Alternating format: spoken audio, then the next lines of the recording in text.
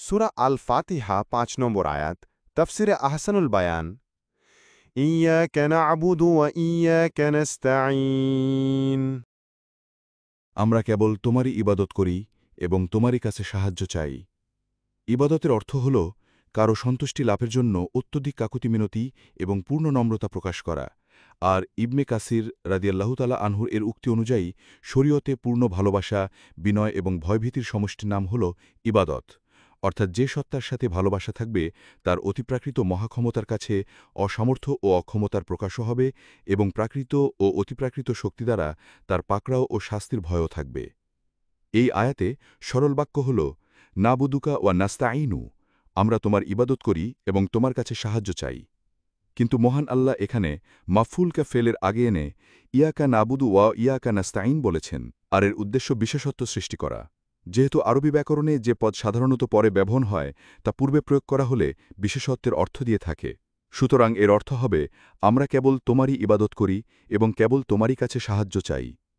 এখানে স্পষ্ট যে ইবাদত আল্লাহ ছাড়া অন্য কারো জন্য জায়েজ নয়, যেমন সাহায্য কামনা করাও তিনি ছাড়া অন্য কারো কাছে বৈধ নয়। এই বাক্য দ্বারা শিরকের পথ বন্ধ করা হয়েছে। কিন্তু যাদের অন্তরে শিরকের ব্যাধি সংক্রমণ করেছে তারা লৌকিক সাহায্য প্রার্থনা এবং অলৌকিক সাহায্য প্রার্থনার মধ্যে পার্থক্যকে দৃষ্টিচ্যুত করে সাধারণ মানুষকে বিভ্রান্তিতে ফেলেছে। তারা বলে, দেখুন, যখন আমরা অসুস্থ হই তখন সুস্থতার জন্য ডাক্তারের নিকট সাহায্য চাই। অনুরূপ বহু কাজে স্ত্রী, চাকর, ড্রাইভার এবং অন্যান্য মানুষের কাছেও সাহায্য কামনা করি। এইভাবে তারা বুঝাতে চায় যে আল্লাহ ব্যতীত অন্যের কাছেও সাহায্য কামনা করা জায়েজ আছে। অথচ প্রাকৃত বা লৌকিক সাহায্য একে অপরের নিকট চাওয়া ও করা সবই বৈধ। এটা শিরক নয়, এটা তো মহান আল্লাহ কর্তৃক নির্ধারিত এমন এক নিয়মনীতি যাতে সমস্ত লৌকিক কার্যকলাপ বাহ্যিক হেতুর ভিত্তিতেই হয়ে থাকে। এমনকি নবীরাও সাধারণ মানুষের কাছে সাহায্য চেয়েছেন।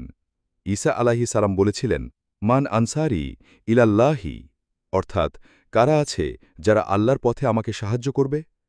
সূরা আলে ইমরান ৫২ নম্বর আয়াত।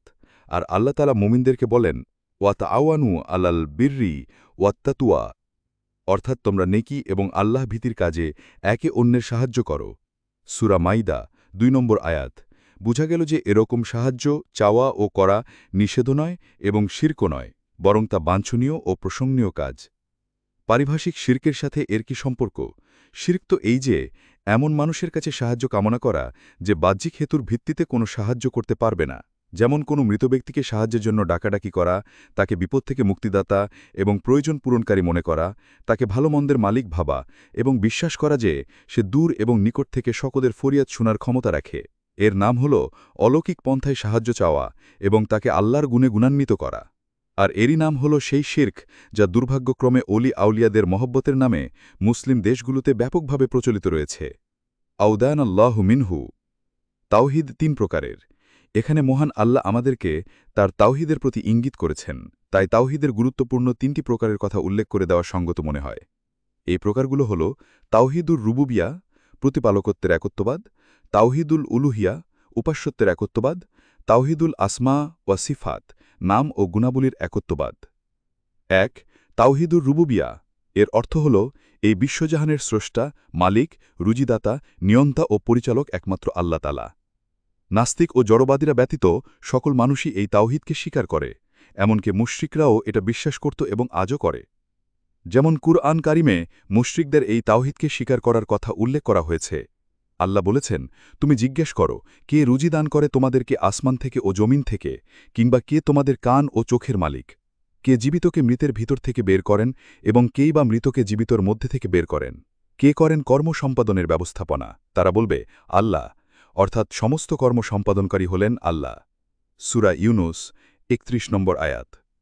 অন্যত্র বলেছেন, যদি তুমি তাদেরকে জিজ্ঞেস করো আসমান ও জমিন কে সৃষ্টি করেছে, তাহলে তারা অবশ্যই বলবে আল্লাহ। সূরা জুমার ৩৮ নম্বর আয়াত। তিনি আরও বলেছেন, জিজ্ঞেস করো এই পৃথিবী এবং এতে যা আছে তা কার? যদি তোমরা জানো, তারা তড়িৎ বলবে আল্লাহর। বলো, তবু কি তোমরা শিক্ষা গ্রহণ করবে না? জিজ্ঞেস করো, কে সপ্তাকাশ ও মহা আরশের অধিপতি? তারা বলবে আল্লাহ। বলো, তবু কি তোমরা সাবধান হবে না? জিজ্ঞেস করো, সবকিছুর কর্তৃত্ব কার হাতে?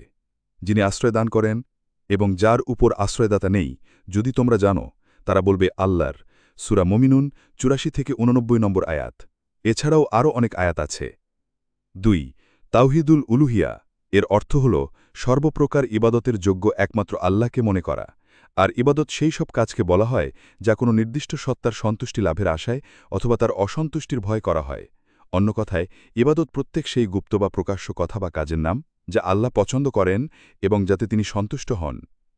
সুতরাং কেবল নামাজ, জাকাত, রোজা, হাজি ইবাদত নন, বরং কোনো সত্তার নিকট দোয়া এবং আবেদন করা, তার নামে মানত করা, তার সামনে হাত বেঁধে দাঁড়িয়ে থাকা, তার তোয়াফ করা এবং তার কাছে আশা রাখা এবং তাকে ভয় করাও ইবাদত। তাওহিদুল উলুহিয়া হল এই সমস্ত কাজ কেবল মহান আল্লাহর জন্য সম্পাদিত হওয়া। কবর পূজার ব্যাধিতে আক্রান্ত খাস বহু মানুষ তাওহিদে উলুহিয়াতে শিরক করছে। উল্লেখিত ইবাদতসমূহের অনেক প্রকারই তারা কবরের সমাহিত ব্যক্তিদের এবং মৃত বুজুর্গদের জন্য করে থাকে, যা স্পষ্ট শিরক। ৩ তাওহিদুল আসমা ওয়াসিফাত হল মহান আল্লাহর যে গুণাবলী কুরআন ও হাদিসে বর্ণিত হয়েছে সেগুলিকে কোনো রকমের অপব্যাখ্যা ও বিকৃত করা ছাড়াই বিশ্বাস করা এবং এই গুণাবলীর অনুরূপ অধিকারী আল্লাহ ছাড়া অন্য কাউকে মনে না করা, করলে তা শিরক হয়ে যাবে। বড় দুঃখের বিষয় যে কবর পূজারীদের মধ্যে এই প্রকারের শিরক ব্যাপক। তারা আল্লাহর উল্লেখিত গুণে অনেক বুজুর্গদেরকে অংশীদার বানিয়ে রেখেছে। আউদানুল্লাহু মিনহু